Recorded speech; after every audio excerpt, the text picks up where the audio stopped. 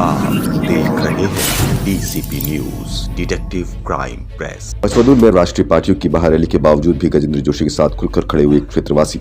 उत्तराखंड में आगामी विधानसभा चुनाव 2022 को लेकर 2 जनवरी को जहां पचवादून विकासनगर के साथ साथ सैया एवं त्यूणी में दोनों ही राष्ट्रीय पार्टियों की महारैलियां थी, वहीं उसके बावजूद भी चकराता विधानसभा के कोटी में समाज सेवी नवक्रांति स्वराज मोर्चा के पूर्व प्रदेश अध्यक्ष गजेंद्र जोशी की सभा में बड़ी संख्या में क्षेत्र के प्रबुद्धजन, युवा वर्ग एवं मातृशक्ति उपस्थित हुए, जो अपने आप में क्षेत्र में विधानसभा चुनाव 2022 के समीकरण को बदलने के संकेत दे रहे हैं। सभा में उपस्थित संतराम चौहान, पूर्व प्रधान डिमोर, राजेंद्र जोशी, ग्राम प्रधान देसो एवं विशाल खत के सियाणा, जगत सिंह, गोपाल चौहान आदि ने जहां तन मन धन से गजेंद्र जोशी को सहयोग करने की बात कही, वहीं इस बदलते समीकरणों के लिए विभिन्न जगहों से उपस्थित जागरूक युवा शक्तियों से भी उपस्थित बदलाव के लिए अपने अपने ग्राम स्तर पर भी अधिक से अधिक लोगों से गजेंद्र जोशी के सहयोग की अपील की। हम आपको बताते चले कि गजेंद्र जोशी नवक्रांति स्वराज मोर्चा सामाजिक संगठन के पूर्व प्रदेश अध्यक्ष भी रह चुके हैं, जिनका सहयोग त्यूणी पुलिस थाने को खोलने से लेकर कोटी अस्पताल हो या फिर करोड़ों रुपए का छात्रवृत्ति घोटाला को उजागर करने की बात हो, इन सब में गजेंद्र जोशी का महत्वपूर्ण योगदान रहा, जिसको भुलाया नहीं जा सकता। और इसी कारण आज युवा उनकी सामाजिक विचारधारा से प्रभावित होकर उनके साथ खड़े हैं। कार्यक्रम में समाज सेवी डॉक्टर पूजा गौड़, जो कि करीब 2 सालों से भ्रष्टाचार एवं जागरूकता को लेकर लड़ाई लड़ रही हैं, एवं समाज सेवी पूर्व शिक्षिका मंजू पवार, लोक गायक अरविंद राणा, यश चौहान, राजेश चौहान, शूरवीर चौहान आदि मौजूद रहे। आयोजन में क्या रही उपस्थित मातृशक्तियों, प्रबुद्ध जनों एवं युवाओं की प्रतिक्रिया, उसके लिए सीधा ले चलते हैं सहयोगी कैमरामैन शांति वर्मा के साथ संवाददाता दीवान नौटियाल के पास ग्राउंड जीरो पर। नमस्कार, आप देख रहे हैं डीसीपी न्यूज़ में आपके साथ दीवान नौटियाल। एक बार फिर मौजूद हूं उत्तराखंड की राजधानी देहरादून के विधानसभा चक्राता अंतर्गत कोटी में आज कहीं ना कहीं एक 2022 विधानसभा चुनाव के मद्देनज़र युवा शक्ति के अंदर जो एक जागरूकता की झलक नज़र आती है, वो ये ताज़ा उदाहरण यहाँ का हो सकता है। आप देख सकते हैं यहाँ पर सैकड़ों लोग एकत्र थे। हालांकि हम थोड़ा विलंब से पहुँचे, जिस कारण से जो है काफ़ी लोग यहाँ से चले भी गए हैं और चारों तरफ खड़े भी हैं। लेकिन सबसे बड़ा प्रश्न ये है कि क्या अब युवा जाग चुका है? क्या विधानसभा के अंदर जो चुने हुए प्रतिनिधि है, जो जिले की प्रथम नागरिक है, या जो विधानसभा चक्राता के जो विधायक है, उनके कार्यशैली से कहीं ना कहीं संतुष्ट नहीं है युवा, जिस कारण से आज ये तीसरा विकल्प के तौर पर सामाजिक विचारधारा के ये लोग एकत्र हुए हैं। तमाम यहाँ पर खत मिसाइल के ओजस्वी जो विचारक है वो यहाँ पर उपस्थित हुए थे और सामाजिक विचारधारा को प्रेरित होकर यहाँ एकत्र हुए हैं। उसके अलावा मंजू पवार जी, जो पूर्व में शिक्षिका भी रह चुकी है और वर्तमान में भी समाज सेवा के क्षेत्र में कार्यरत है, नवक्रांति स्वराज मोर्चा के माध्यम से वो क्षेत्र के लोगों की जो समस्या का समाधान करते रहते हैं, उनके विचार भी यहाँ पर सुनने को मिले। और उन्होंने भी कहीं ना कहीं ये जिक्र किया है कि सरकार की जो भी योजना है, जो भी नीति है, उसका कोई हिसाब किताब विधानसभा चक्राता के अंदर हमें दिखता नहीं है, जिस कारण से अब शायद कहीं ना कहीं युवाओं को जो यहाँ एकत्र हुए उनको बदलाव की तरफ बढ़ना चाहिए। इसके अलावा डॉक्टर पूजा गौड़, जो कि 2.5 वर्ष से लगभग जो है समाज सेवा में काम कर रहे हैं और तमाम भ्रष्टाचार, चाहे प्रधानमंत्री आवास योजना हो, चाहे जल जीवन मिशन का हो, चाहे कोई भी सरकार की योजना हो, उसको लेकर उजागर किया है, जो कि आज यहाँ पर उपस्थित हुई थी। और उन्होंने भी ये उम्मीद जताई है कि यहाँ पर जो वो युवा यहाँ पर एकत्र हुआ है वो कहीं ना कहीं बदलाव लाएगा। इसके अलावा भी तमाम लोग यहाँ पर मौजूद थे। ना ये होगा कि क्या ये जो यहाँ पर एकत्र हुए हैं और जो यहाँ पर ये ओजस्वी विचारों में सुनने को मिले हैं, ये कहीं ना कहीं 22 में कितना हद तक सफल होते हैं और कितना ये बदल पाते हैं, हम जानने की कोशिश करेंगे। क्यों, पहले अपना परिचय देंगे। सर, मैं खुशीराम शर्मा, ग्राम देसो। जी शर्मा जी, कहीं ना कहीं आज ये तीसरे विकल्प के लिए और एक सामाजिक विचारधारा को आपने सहयोग किया है, जो यशस्वी विचार यहाँ पर युवाओं के आपके मिल रहे हैं। क्या उम्मीद है 22 में आप, अगर जोशी जी हमारे प्रत्याशी आपके प्रत्याशी हैं, तो 22 में आप उनके कंधे से कंधा मिलाकर उनके साथ चलेंगे? देखिए सर, सबसे पहले डीसीपी न्यूज़ का धन्यवाद जो हम तक पहुँचे हैं। ये जो हमारे जो आप जो है थर्ड पार्टी जो बोल रहे हैं, थर्ड पर्सन हैं, हमारे शर्मा जी, नाना जी हैं हमारे, तो लोटा लूट करने का काम। देखिए सर, हमारा समर्थन तो है ही है, हमारा तो गांव से है, ताकि वो हमें, हमारा तो कहना आप लोगों से भी है, जनता जनार्दन से हैं, जितनी भी हमारी आवाज़ जो सुन रहे हैं, जो लोग सुन रहे हैं, उनसे भी है कि अगर हमने 60 साल कांग्रेस को वोट दिया है, 60 साल बीजेपी को वोट दिया है, तो क्या हम एक साल हम अपने कैंडिडेट को वोट नहीं दे सकते? हमारे घर का नौजवान साथी देना चाहिए हम लोगों को। तो यही हमारा संदेशा है और यही हम कहना चाहेंगे कि कंधे से कंधा मिला के सभी भाइयों से, सभी बहनों से, कि हमारे जो थर्ड पार्टी है गजेंद्र जोशी जी हैं, उनको जो है आप जरूर जो है नहीं सोच रहे हैं तो हाथ जोड़कर जो है उनको वोट करें, कृपया सपोर्ट करें और उनको जो है आगे लाएं। धन्यवाद। सर सबसे पहले अपना परिचय देंगे। मेरा परिचय गोपाल चौहान नाम है मेरा और मैं पाटाल गांव से हूं, खत विशाल से हूं। सर विशाल खत ने कहीं ना कहीं मैं अगर देखूं तो एक बहुत बड़ा उदाहरण पेश करने का काम किया है, एक विकल्प तैयार किया है जो कहीं ना कहीं आम जन तक जो है एक सोच, जो सामाजिक सोच है उसको दर्शाता है। क्या कहना चाहेंगे 22 में आप गजेंद्र जोशी के साथ कंधे से कंधा मिलाकर इस मुहिम में साथ चलेंगे? देखिए, सबसे पहले तो मैं कहूँगा कि हमारे खत विशाल के जो हमारे पूर्वज लोग हैं, हमारे जो बुजुर्ग लोग हैं, हमारे बुजुर्ग लोगों ने गांव में बैठक की है। सबसे पहले बैठक ग्राम देसो गांव में हुई है जहां से गजेंद्र जोशी बिलोंग करते हैं। फिर दूसरा मैसेज इन लोगों ने खत के लिए दिया है कि खत के लोग सब एकत्रित हुए हैं। खत से क्या मैसेज आता है? तो स्वाभाविक बात है कि खत और गाँव अगर एक हुए हैं तो हम भी खत गाँव के साथ हैं। हम भी कहीं ना कहीं खत और गाँव वालों से अलग नहीं हो सकते हैं। देखिए, प्रत्येक व्यक्ति कहीं ना कहीं जुड़ा हुआ है। मैं भी किसी पार्टी से जुड़ा हुआ हूँ, मैं भी किसी पार्टी का पदाधिकारी हूँ, लेकिन जहाँ बात गांव और खत की आती है तो वहाँ पर हम सबको खड़ा होना जरूरी है, जो कि हम आज खड़े हैं। और ठीक है, अगर गांव के सम्मानित लोगों ने अगर फैसला लिया है कि जोशी जी को हम लोगों ने जो है विधायक के रूप में देखना है, तो स्वाभाविक बात है कि हम सब खतवासी गाँववासी जोशी जी के साथ खड़े हैं। देखिए, हमारा गजेंद्र जोशी विधायक एमएलए के लिए खड़े हैं। ना मुन्ना चौहान से जीत है, ना प्रीतम सिंह से जीत है। उन्हें भेजना है आगे देश के लिए। ये सीट छोड़ दो हमारे लिए, आप देश के लिए लड़ाई करो। आप देश के लिए लड़ाई करो, ये सीट छोड़ दो। मुन्ना चौहान और प्रीतम सिंह आप बार बार बन भी चुके हैं और आपने देख भी लिया जौनसार को, झेल भी लिया जौनसार को। आप आगे की लड़ाई छोड़ो, ये सीट तीसरे आदमी को छोड़ दो। तो ये कहीं ना कहीं सह सम्मान के साथ गुजारिश है दोनों ही कदावर पार्टियों के कदावर नेताओं से कि आप राष्ट्र की राजनीति में ज़रूर जाइए। आप भी, अभी तक हमने आपको जो सहयोग किया है, हमने भरपूर सहयोग किया है, लेकिन अब कहीं ना कहीं एक युवा को यहाँ मौका मिलना चाहिए। तो अभी मैं सीधा आपको ले चलता हूँ और भी जो हमारे साथ मौजूद है कार्यकर्ता, उनसे भी आपको अवगत कराएंगे। कहीं ना कहीं जो विधानसभा चक्राता के कोटी में ये आयोजन किया गया था, तीसरे विकल्प के तौर पर सामाजिक विचारधारा के साथ जो युवा शक्ति एकत्र हुई थी, उनमें से ही कुछ मात्र शक्तियाँ हैं जो विशाल खत से बाहर की है। उनकी भी प्रतिक्रिया जानते हैं इस उपलक्ष्य पर, क्या कहना है इनका। सबसे पहले मेरे साथ समाजसेवी और करीबन 2.5 वर्ष से जो भ्रष्टाचार और जागरूकता के प्रति मुहिम चलाई हुई है डॉक्टर पूजा गौड़ जी, जानना चाहूँगा। डॉक्टर गौड़, आज यहाँ पर पहुँचे आप कोटी में और तीसरे विकल्प का भी कहीं ना कहीं जिक्र किया यहाँ युवा ने। क्या लगता है आपको, जो फेडीज में सहना पड़ रहा है उसके खिलाफ इसी तरह के संघर्ष को खड़े करने की आवश्यकता है? तीसरा विकल्प आना बहुत ज़रूरी था, क्योंकि जो यहाँ पे मनमानी चल रही है और जिस तरह से आप देख रहे हैं कि गलत रिपोर्टें बनाई जा रही हैं, अफसरशाही जनता पे हावी हो चुकी है और जनता के जो चुने हुए प्रतिनिधि हैं उनको जनता की कोई पड़ी नहीं है। आपने जिस तरह से देखा होगा कि वहाँ पे किस तरह से सब चीज़ों का मैनिपुलेशन हो रहा है, तो इसमें तीसरा फ्रंट आना बहुत ज़रूरी था। जब तक तीसरा फ्रंट नहीं आएगा, हम इस क्षेत्र में जो बदलाव चाह रहे हैं वो कभी नहीं कर पाएंगे और इसी तरह से करप्शन बढ़ता रहेगा। देखिए, जो विधायक है और जिला पंचायत जो ऑलरेडी बीजेपी और कांग्रेस के हैं, उनका सक्सेस फार्मूला बना हुआ है। उसी सक्सेस फार्मूला से वो आज तक जीतते आए। आप देख रहे हैं इतना भ्रष्टाचार होने के बावजूद उन्होंने किस तरह से जीता है। क्यों हर 5 साल में जीतते हैं? इसके लिए कि उन्होंने जो एक सक्सेस फार्मूला बना रखा है और उनके लिए बहुत आसान है। उसी हर 5 साल में जब इलेक्शन आता है उसी को इम्प्लीमेंट कर देते हैं, चाहे वो पैसे बांटने का हो या जो भी हो, काम बांटने का हो, और उससे वो जीत जाते हैं। हमारे लिए तीसरे विकल्प के लिए ये बहुत कठिन होगा, क्योंकि उनके पास कोई फार्मूला नहीं है।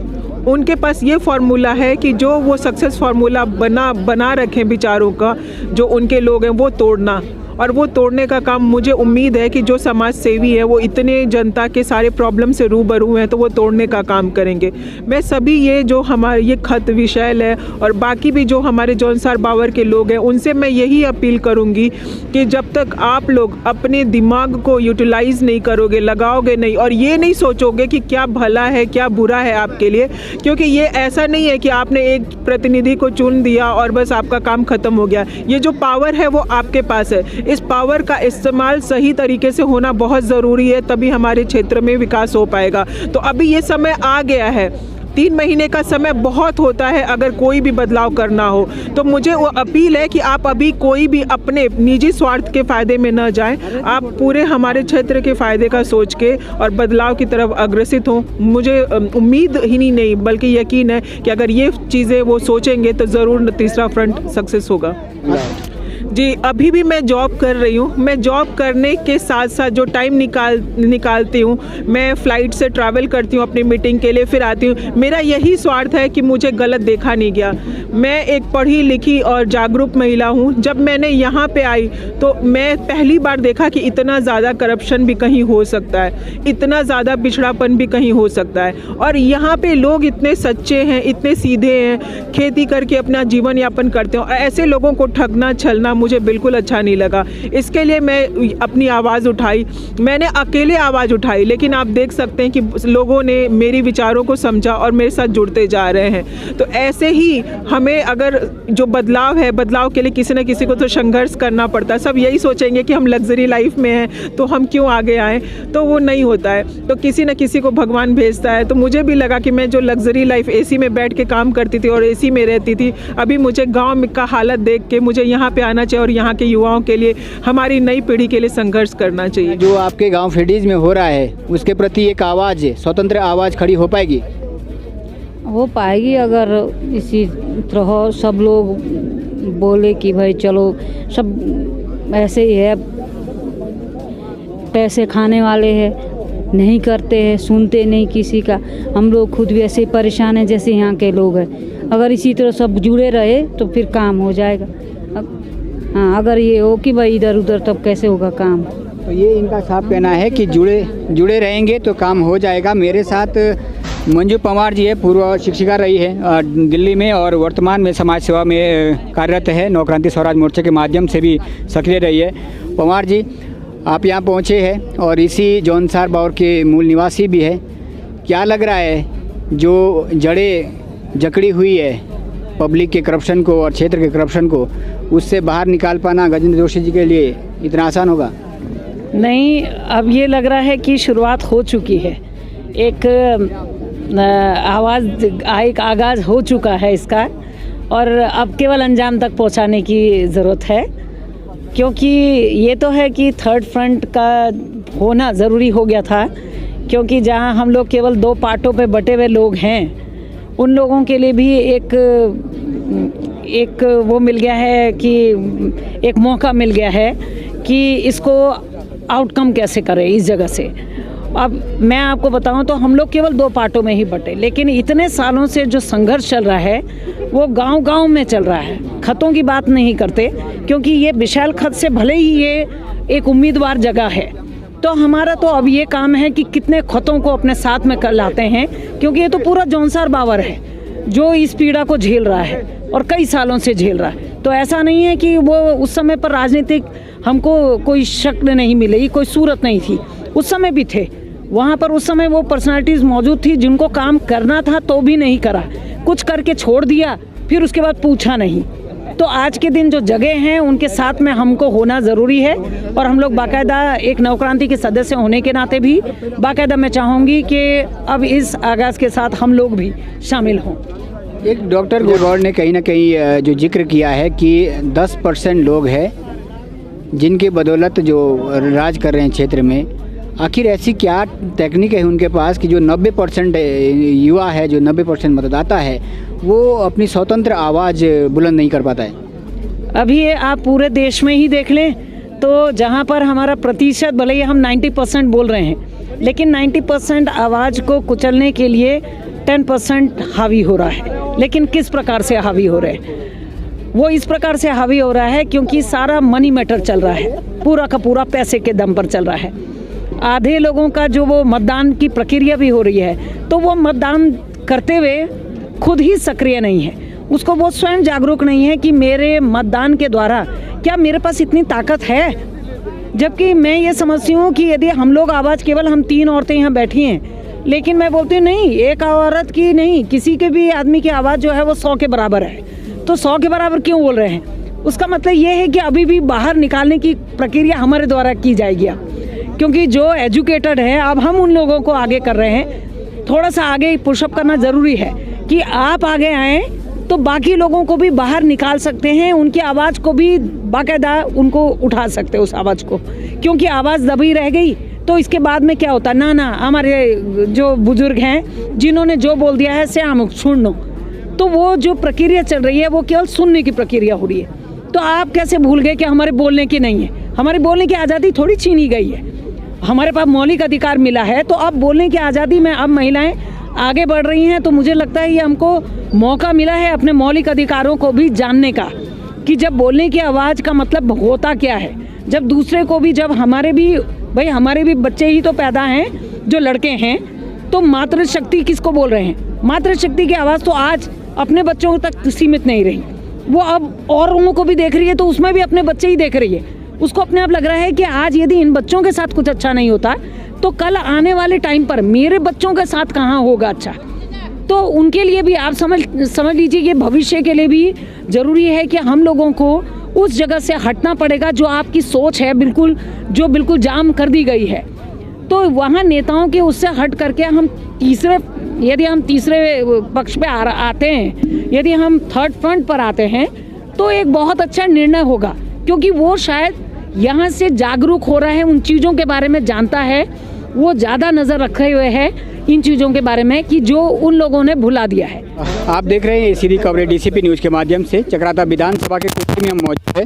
कोठी में आज तीसरे और ये सभी महानुभाव यहाँ उपस्थित है, जिनका वरिष्ठ और युवा क्रांतिकारी जब मिलती है तो कहीं ना कहीं बदलाव के संकेत यही व्यक्त करती है। मैं जानना चाहूँगा क्योंकि खत बिशाइल का जो ग्राम देसेव से जो जोशी जी के रूप में एक निर्दलीय प्रत्याशी के तौर पर सामने आने की सूचना है, उसको लेकर बिशाइल खत के सियाणा यहाँ पर मौजूद है। मैं जानना चाहूँगा सबसे पहले उनकी प्रतिक्रिया। सियाणा जी, सबसे पहले आपका परिचय जानना चाहूँगा सर। मैं जगत सिंह चौहान, ग्राम लेल्टा, पोस्ट ऑफिस कोटी कॉलोनी, खत बिशाइल। जी सर, ये तीसरे विकल्प की एक मुहिम जो यहाँ से चल रही है, बिशाइल खत से आपने एक युवा चेहरा दिया है, क्या उम्मीद है और क्या अपने खत के साथ साथ जौनसार बावर के प्रबुद्ध जनों को संकेत देना चाहेंगे आज इस 22 को लेकर? हम चाहे कुछ, हमको तो खुशी इस बात की है कि हमारे खत से जो एक कैंडिडेट तैयार हुआ है, इससे ज़्यादा खुशी हमको क्या हो सकती है। सर, कैंडिडेट तैयार तो कर दिया है, लेकिन कहीं ना कहीं 22 में जब उतरोगे तो उनके साथ खड़ा भी रहना पड़ेगा। खत बिशाइल, क्या वो नहीं होगा कि कहीं खत बिशाइल अकेला छोड़ दें जोशी जी को? हमने पूरे खत को आह्वान कर दिया है कि हम जो है अपने नाते, अपने खत के नाते हम पूरी खत और एकजुट होकर के साथ खड़े देंगे। तो तन मन धन से खड़े रहेंगे, खत सियाणा की प्रतिक्रिया है, और जो भी होगा 22 में उसको लेकर हम साथ लड़ेंगे। मेरे साथ अन्य लोग भी यहाँ मौजूद है। सर, आपका परिचय? कुंदन सिंह चौहान। चौहान जी, क्या उम्मीद है 2022 में गजेंद्र जोशी को आप सामने कर रहे हैं तीसरे विकल्प के तौर पर, क्या उम्मीद है लोगों का प्यार मिल पाएगा? देखो, ये बड़ी खुशी की बात है कि हमारे खत विशाल से ऐसा चेहरा हमें मिला है जिसको हम बहुत दिनों से ढूंढ रहे थे। इन्होंने आज तक और अभी तक जो काम किए वो बहुत सराहनीय किए, और एक बड़ी खुशी की बात है कि हमारे खत से आज विधायक का एक चेहरा जो है पब्लिक के आगे रखा गया। हम इनको पूरी तरह समर्थन करेंगे, क्योंकि सर दो जो अन्य चेहरे हैं, दो राष्ट्रीय पार्टियों के चेहरे हैं, वो कहीं ना कहीं आर्थिक दृष्टि से भी और राजनीतिक दृष्टि से भी काफ़ी मजबूत है। आप गजेंद्र जोशी जो कि युवा है और प्रथम बार चुनावी दौर में जा रहे हैं, विधानसभा का बड़ा इलेक्शन में जा रहे हैं, तो इसमें आप लोगों का सहयोग सबसे महत्वपूर्ण होगा, क्योंकि घर का खूंटा मजबूत होता है तभी बाहर आप उम्मीद कर सकते हैं। ऐसा उम्मीद देंगे आप कि आप पूरे इस 2022 में जो भी होगा उसमें कंधे से कंधा मिलाकर जोशी के साथ चलेंगे? बिल्कुल चलेंगे। ये खत विशाल है, यदि खत विशाल ने मन बना लिया तो खत विशाल की कहावत की खत विशाली को धोने नु लागिया। इसका मतलब ये है कि खत विशाल वाले दिए अपने में एकता कर जाएं, जिस तरह की खत विशाल की एकता थी, तो हो सकता है गजेंद्र जोशी आने वाले समय में बहुत बड़ा चेहरा बन के उभरे। धन्यवाद सर। तो ये खत विशाल की ये जुबान है, खत विशाल साथ रहेगी, और युवा चेहरे को जो भी गजेंद्र जोशी जब सामने आएंगे तो उनको कहीं ना कहीं जो भी सहयोग की ज़रूरत पड़ेगी उसके लिए खड़े रहेंगे। तो ये प्रतिक्रिया है, और पॉजिटिव प्रतिक्रिया ये चीज़ दर्शाती है कि कहीं ना कहीं जो सामाजिक विचारधारा आज खड़ी हुई है, उस विचारधारा को सहयोग करते हैं प्रबुद्ध जन भी और मातृशक्ति भी और युवा भी। सर, आपका परिचय?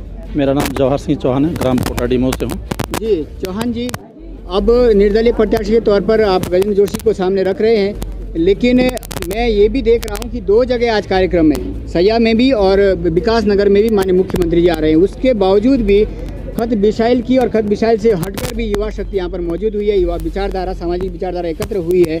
तो क्या ये विचारधारा 22 में एक परिवर्तन ला पाएगी? निश्चित तौर पे जैसा कि आपने बताया कि विकास नगर में भी आज मुख्यमंत्री का कार्यक्रम है, सैया में भी कोई कार्यक्रम है, त्यूणी में भी कोई कार्यक्रम है, उसके बावजूद भी हमारा युवा और सारे हमारे जो बुजुर्ग लोग हैं जो आशीर्वाद स्वरूप आज यहाँ पे आए हैं। तो मैं आपको ये भी कहना चाहता हूँ कि ये तीसरा विकल्प आप बता रहे हैं, हमारे लिए तो सिर्फ ये पहला विकल्प है और सिर्फ गजेंद्र जोशी। ये गजेंद्र जोशी एक ऐसा चेहरा है जो पिछले 10-12 साल से सामाजिक कारोबार से जुड़ा हुआ है और सामाजिक कारोबार से जुड़ा हुआ है और इन्होंने ऐसे ऐसे मुद्दे उठाए हैं जिसके बारे में कोई सोच भी सकता था। इनके लिए प्रलोभन दिया गया, करोड़ों रुपए का प्रलोभन तक दिया गया, इतना तक प्रलोभन दिया गया कि चेक है जितना आप अमाउंट चाहे भर लो लेकिन अपना मुंह बंद कर लो। लेकिन वो शख्स है जो तब भी खड़ा था, आज भी खड़ा है और अपने लोगों के लिए हमेशा जी जान से रात दिन खड़ा रहता है। और चाहे वो शिक्षा का क्षेत्र हो, स्वास्थ्य का क्षेत्र हो या सड़क का क्षेत्र हो, हर समय ये मौजूद रहते हैं। और जब भी कहीं कोई घटना होती है, चाहे वो कहीं भ्रष्टाचार हो रहा हो, कुछ भी हो, कंसर्न विभाग को वेरी नेक्स्ट डे इनका ज्ञापन चला जाता है। ये इतनी त्वरित कार्रवाई करते हैं। नवक्रांति जो स्वराज मोर्चा है, इनमें ये सिर्फ नाम के लिए नहीं है, ये मोर्चा है, क्रांतिकारी लोग हैं और एक क्रांतिकारी रूप में कार्य भी करते हैं। तो हमारा पूरी खत ने आज इनको आशीर्वाद दिया है और हम उम्मीद करते हैं कि पूरा जौनसार बावर ऐसे ही जैसे हमने अपने बेटे को यहाँ से हमने एक टिकट दे दिया है, मान लिया जाए आप एक तरह से, इसी तरह से आशीर्वाद इनको सारी जगह से मिलेगा। बहुत मृदुलभाषी है, बहुत काम करते हैं, सामाजिक सरोकार से जुड़े हुए हैं। तो ये निश्चित तौर पर सकारात्मक प्रतिक्रिया सबकी है कि मृदुभाषी है, युवा चेहरा है। और मैं आपको बताते चलूं कि पूर्व में नवक्रांति स्वराज मोर्चा जो कि एक सामाजिक संगठन के उसके प्रदेश अध्यक्ष भी रहे हैं और उस अध्यक्ष के नेतृत्व में मैं कहूँ तो त्यूणी जहाँ पर कि आपने हाल ही में देखा होगा कि मीडिया का चौथा स्तंभ के साथ भी अभद्रता की जाती है, उस अभद्रता के बचने के लिए वहाँ पर कहीं ना कहीं एक पुलिस थाने की आवश्यकता थी जो आज तक जो नहीं खुला था, उसको खोलने में भी नवक्रांति स्वराज मोर्चा की और गजेंद्र जोशी की मुख्य भूमिका रही थी। इसके अलावा कोटी का हॉस्पिटल जिसको लेकर कि आज शायद राष्ट्रीय पार्टियाँ भी तमाम श्रेय लेने के लिए आगे आएगी, लेकिन संघर्ष के लिए अगर देखा है तो उस संघर्ष से कोई भी विशाल खत का जनमानस या जौनसार का जनमानस जो है अनभिज्ञ नहीं है, वो जानता है। और इसी को लेकर कहीं ना कहीं जो ये पूरे प्रबुद्ध जन यहाँ खड़े हुए हैं जो एक सूत्र में कह रहे हैं कि जोशी जी के साथ कंधे से कंधा मिलाकर साथ चलेंगे, किसी भी तरह की जो सहायता की आवश्यकता पड़ेगी उसमें हम साथ चलेंगे। मेरे साथ क्योंकि जोशी जी यहाँ पर मौजूद है, उनकी भी प्रतिक्रिया लेना चाहूँगा। जोशी जी, सबसे पहले तो आपको मैं बधाई दूँगा कि यहाँ पर जो 2 महारैलियों के बावजूद भी ये जनमानस एकत्र हुए हैं, इनकी आपके प्रति जो आस्था है, आपका जो विश्वास है, वो विश्वास व्यक्त करता है कि कहीं ना कहीं आपको किसी तरह की ये कमी हो अपनी तरफ से होने नहीं देंगे। लेकिन सर, हम पूर्व में भी देखें तीसरे विकल्प को, बार बार तीसरा विकल्प खड़ा होता है और बीच में क्या होता है कि कहीं ना कहीं किसी न किसी कारण से उनको दबा दिया जाता है और लास्ट में वो बैठ जाते हैं। कहीं ऐसा तो नहीं होगा कि ये जो आज आपके साथ जुड़े हुए हृदय भाव से जुड़े हुए उनकी भावनाओं को ठेस पहुँचेगी? दीवान भाई, सबसे पहले तो डीसीपी न्यूज़ का धन्यवाद कि आप लोग विकट परिस्थितियों के कारण भी आप लोग यहाँ पहुँचे हैं। मैं आपके बात से थोड़ा सा यहाँ पे सहमत नहीं हूँ कि आप तीसरा विकल्प बोल रहे हैं। तीसरे विकल्प की जिन्होंने कवायद की है वो भले ही बैठे होंगे, लेकिन हम यहाँ प्रथम विकल्प बनना चाहते हैं। हम तीसरे विकल्प की लड़ाई नहीं लड़ रहे हैं, हम प्रथम विकल्प की लड़ाई लड़ रहे हैं। जनता ने मुझे आशीर्वाद दिया है, मेरे खत ने मुझे आशीर्वाद दिया है, मेरे गांव ने मुझे आशीर्वाद दिया है, मेरे अपनों ने मुझे आशीर्वाद दिया है, मेरे साथियों ने मुझे आशीर्वाद दिया है। जिन लोगों का मुझे आशीर्वाद मिला है, मैं उनके आशीर्वाद को कभी डिगने नहीं दूंगा, उन्हें कभी ठेस नहीं पहुंचने दूंगा। मैं ये आपके चैनल पे आज प्रतिज्ञा करता हूं। सर, कहीं ना कहीं आपने आपत्ति भी की है कि मैं तीसरा विकल्प नहीं हूँ, लेकिन हमारा ये इसलिए ये प्रश्न था क्योंकि 2 विकल्प हमारे पास ऑलरेडी मौजूद है, अभी विराजमान है कुर्सी पे, तो कहीं ना कहीं हम भी ये तलाश रहे हैं। लेकिन जोशी जी, ये कोई बच्चों वाला खेल भी नहीं है सर, तमाम प्रतिक्रिया समाज में आ भी रही है। हम अगर 2 राष्ट्रीय पार्टियों के चेहरों को देखें तो आर्थिक दृष्टि से लेकर राजनीतिक करियर लंबा है उनका और मजबूत है। ऐसे में जोशी के पास क्या रणनीति रहेगी कि लोगों के मन को जीत पाए और जौनसार बाव के मतदाता को मत हासिल कर पाए? एक प्रश्न आपका बड़ा ही वाजिब है। आपने कहा कि आर्थिक रूप से जो है ये लोग बहुत ही सक्षम है। मैं आह्वान करता हूँ समस्त जनता से, इनके पास जो आर्थिकी है, जो इनके पास दौलत है, वो कोई इनकी जो है इनकी गाड़ी कमाई नहीं है, वो हमारे जनता का पैसा है। इन्होंने हमारे खून को चूस के पैसा एकत्रित किया है। आप लोग इनका ये पैसा खाएं, लें, इनसे पैसा लें, लेकिन वोट इस बार जो है भ्रष्टाचार के खिलाफ दें, युवाओं के साथ हो रहे अत्याचार के खिलाफ दें, माताओं बहनों की डिलीवरी जो सड़क पे हो रही है उसके खिलाफ दें। ये मैं आप लोगों से आह्वान करता हूँ कि लचर लचर शिक्षा व्यवस्था, लचर स्वास्थ्य व्यवस्था, इसके खिलाफ आप मत करेंगे। और यही हमारी रणनीति होगी कि यहाँ का जो भी जनमानस है, जो भी यूथ है, वो बदलाव चाहता है और बदलाव के लिए कंधे से कंधा मिला के हमारे साथ खड़ा है। आज कहीं ना कहीं मुख्यमंत्री जी विकास नगर भी पधार रहे हैं और मेरे को जहाँ तक जानकारी मिलती है कृषि मंत्री सैया में भी उपस्थित हो रहे हैं। मैं वहाँ जाना चाह रहा था लेकिन नहीं पहुँच पाया है। कृषि मंत्री सैया में आ रहे हैं और जौनसार बावर कृषि बाहुल क्षेत्र है, लेकिन मैं देख रहा हूँ जब से शायद मैं भी अपने होश आवास में आया हूँ, जजराट जो कि मुख्य मार्ग है जौनसार बावर का, उसका स्थायी समाधान नहीं मिल पाया है। और अभी कल ही मैं वहाँ से होके आया हूँ तो अभी भी ऐसा लग नहीं रहा कि जो पुल की जो बातें हो रही थी वो शायद हवाई है, वहाँ पे कुछ और ही हो रहा है। तो उसको लेकर जोशी के पास क्या मुद्दे रहेंगे, क्योंकि दोनों ही दल जो है शिक्षा, स्वास्थ्य और ये विकास के चुनाव नहीं लड़ते हैं। कहीं ना कहीं शायद जो पूरे 5 साल का जो निचोड़ होता है वो आर्थिक दृष्टि से ही चुनाव में उतरते हैं। बहुत ही अच्छा प्रश्न है आपने जो है जजरेट का प्रश्न उठाया है। जजरेट हमारा मुख्य मार्ग है, लेकिन इनका ये मुख्य सोने का ATM है। अगर जजरेट की समस्या इन्होंने सॉल्व कर दी तो समझो इनका 1 पैसों का ATM बंद हो जाएगा। इसलिए जजरेट की समस्या इनके रहते हुए कभी सॉल्व नहीं हो सकती। मैं जौनसार बावर के प्रत्येक व्यक्ति से आह्वान करता हूं कि इनकी वो हैसियत नहीं है कि जजरेट की समस्या सॉल्व करने, क्योंकि उससे इनकी दलाली चलती है, इनके परिवार चलते हैं। उन पैसों को ये कल परसों हमारे बीच में, पैसों जनता के बीच में बांटने का काम करेंगे और हमारी जो समस्या है वो जस के तस बनी रहेगी। अब समय आ गया है कि आप आंखें खोलें। इनकी असलियत सबके पास है, सब जानते हैं। मुझे बोलने की ज़रूरत नहीं है कि इनके कारनामे क्या है, लेकिन जनता जानती है, जनता जान चुकी है। ये सब आज दिख भी रहा है कि 2 तमाम बड़ी रैलियों के बाद तीसरी एक इनके जो नेता प्रतिपक्ष है उत्तराखंड की, उनकी भी रैली मैंने सुना है कि उनकी भी रैली चल रही है। उसके बावजूद भी अगर जनता हमें, हमारे बीच में हमें चुन रही है, हमें अपना प्रत्याशी बना रही है, तो कहीं ना कहीं वो बदलाव है, कहीं ना कहीं वो सोच है जनता के बीच में, कहीं ना कहीं वो ठीस बैठी है कि जो इन लोगों से आहत हुए लोग हैं वो अब जाग चुके हैं। जनता अब बदलाव चाहती है। खत विशाल की प्रबुद्ध जन भी यहाँ मौजूद थे, युवा भी मौजूद थे और सब ने कहीं ना कहीं अभी यहाँ से ये कहा है कि हम किसी भी तरह की मदद होगी तो उसमें हम आपके साथ खड़े होंगे। लेकिन क्या आज के जो शब्द है खत की तरफ से, स्याणा की तरफ से, आपको पूर्ण विश्वास है? कहीं ऐसा तो नहीं है अभी आपको भरोसा दे दिया है, कल कहीं ना कहीं किसी भी प्रलोभन में आकर, लालच में आकर आपको अकेला न छोड़ दें? खत विशाल मेरा परिवार है। परिवार में अगर बड़े बुजुर्ग अगर आशीर्वाद देते हैं तो उसमें अगर हम संदेह करें तो हमारे ऊपर धिक्कार है कि हम उस आशीर्वाद लेने के पात्र नहीं हैं। जो मुझे मेरे बुजुर्गों ने, मेरे बड़ों ने जो आशीर्वाद दिया है, मैं उसमें 100% में विश्वास रखता हूं। और ये वो खत है जो अपने बात पे हमेशा अड़िग रही है और हमेशा अड़िग रहती है। मैं पूर्ण विश्वास है कि पूरी खत मेरे साथ कंधे से कंधा मिलाकर खड़ी रहेगी। ये चुनाव आज मेरा नहीं है, ये चुनाव मेरे खत का है, मेरे सभी लोगों का है। तो ये सीधी प्रतिक्रिया गजेंद्र जोशी जी की कि ये चुनाव मेरा नहीं, पूरी खत का है। और कहीं ना कहीं ये संदेश भी है क्षेत्रवासियों के लिए कि आप इस भावना में ना बंधे कि आपके लिए अगर थोड़ा सा प्रबोधन दे दिया है तो आप उनके हो गए हैं। आप लीजिए, वो पैसा आपका है जो आपको दिया जा रहा है। वो 5 साल में जो नहीं दिया गया है वो शायद चंद दिनों में मिल जाएगा हो रहे हैं। तो ये कहीं ना कहीं हमें समझना होगा कि चंद दिनों की ये भावनाएं आपको फिर 5 साल में गलत हाथ में अगर आप सत्ता दे दोगे, गलत हाथ में आप अगर नेतृत्व दे दोगे तो फिर पछताओगे। इसलिए विशेष आग्रह आप सभी से भी ये होगा कि 2022 के लोकतंत्र के महापर्व में ज़्यादा से ज़्यादा संख्या में आप प्रतिभाग करें और अपने सही और सक्षम उम्मीदवार को, युवा सोच को और एक सामाजिक विचारधारा को जो आपको उचित लगता है, स्वतंत्र मतदान का प्रयोग करें। किसी प्रलोभन में आकर किसी के गुलाम ना होकर अपना मत का प्रयोग नहीं करेंगे, स्वतंत्र मतदान प्रयोग करेंगे। और यहाँ पर तमाम मात्र युवा शक्ति मौजूद थी जिनके मनोबल से शायद आज जो युवा चेहरे गजेंद्र जोशी के रूप में उभरे हैं वो ये हिम्मत कर पाए कि ऐसे लोकतंत्र में भी एक राजशाही का नज़ारा हमें देखने को मिलता है जौनसार बावर में, उसके खिलाफ एक जो मुहिम चला रहे हैं, उसके खिलाफ जो खड़ा होने का एक हिम्मत कर पा रहे हैं। तो हिम्मत ये आप सब लोगों की बदौलत ही हो सकती है। पूर्व फौजी यहाँ पर मौजूद है। सर, आप मंच से भी कुछ बात कह रहे थे, संचालन कर रहे थे, तो आपने एक जिक्र किया था कि मैं फौजी हूँ और निस्वार्थ भाव से जो फौज के से बेहतर एक हमारे पास कोई एग्जाम्पल नहीं है। फौज और जौनसार बावर का जो एक किसान है, जो उनका जो एक वचन होता है वो निश्चय ही एक अमिट होता है। और आज वो कहीं ना कहीं एक वचन दिया है खत विशाल के लोगों ने, जौनसार बावर के ये उपस्थित लोगों ने। आपको क्या लगता है 22 में गजेंद्र जोशी के साथ आप खड़े रहेंगे?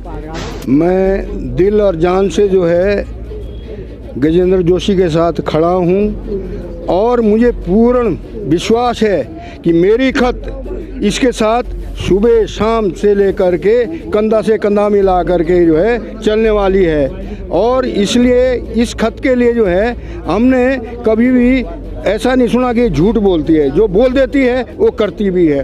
और हम लोग भी ऐसे हैं, फौजी है, हम लोग जो बोलते हैं वो करते हैं। हमें पूरा विश्वास है इस पर, जो है ये पीछे हटने वाला व्यक्ति नहीं है। पूरा विश्वास है, पूरी लेडीज है, युवा शक्ति है, प्रबुद्ध जन है, सब साथ लेकर चलेंगे। और अब क्योंकि समय भी बहुत ज़्यादा हो चुका है, लोगों ने अपने घर भी जाना है, तो ये एक मुहिम है, ये भ्रष्टाचार के खिलाफ एक समाज विचारधारा का एक संकेत है कि अब शायद वो अंधविश्वास नहीं चलेगा, वो भ्रष्टाचारी नहीं चलेगी। अब युवा जागरूक हो चुका है। और तीसरे विकल्प की मैं बात कर रहा हूं, लेकिन यहाँ पर जो खत विशाल के लोग हैं, जो भी उपस्थित जनमानस है, वो प्रथम विकल्प ही जोशी जी को मान रहे हैं। इसी उम्मीद के साथ 2022 में जा रहे हैं। तो ये आप खास रिपोर्ट देख रहे थे जौनसार बावर की विधानसभा चक्राता के कोटी से। मैं सहयोगी कैमरामैन के साथ दीवान नोटियाल, DCP न्यूज उत्तराखंड के लिए।